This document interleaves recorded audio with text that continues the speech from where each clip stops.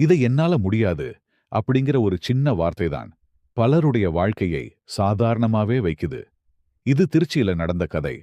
சரவணன் ஒரு சாதாரண auto driver. காலை 6 மணி முதல் இரவு 11 மணி வரை மீட்டர் ஓடும். மாதம் சராசரி வருமானம் 22,000 ரூபாய்.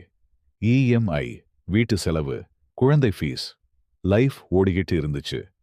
ஒரு நாள் அவன் ஆட்டோல ஒரு காலேஜ் ஸ்டூடெண்ட் ஏறினான். போன்ல பேசிக்கிட்டு இருந்தான். ப்ரோ, நம்ம ஆன்லைன் டி-ஷர்ட் பேஜ்ல இன்றி 40 ஆர்டர்ஸ் வந்திருக்கு. அந்த ஒரு லைன் சரவணன் மைண்ட்ல சிக்கிச்சு.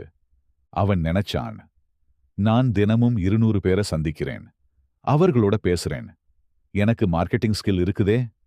அவன் ரிசர்ச் பண்ண ஆரம்பிச்சான். யூடியூப்ல free videos, Instagram business pages observe.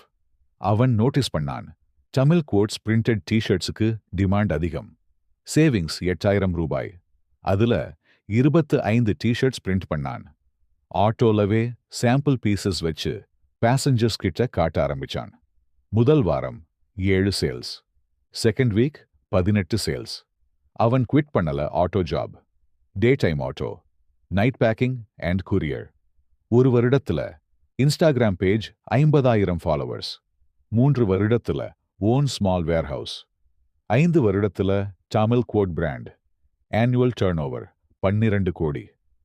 ஒரு இன்டர்வியூல கேட்டாங்க, உங்க சக்சஸ் சீக்ரெட் என்ன? அவன் சொன்னான், நான் ஆட்டோ ஓட்டினேன், ஆனா என் லைஃப் ஓட்டிக்கிட்டே போக விடல.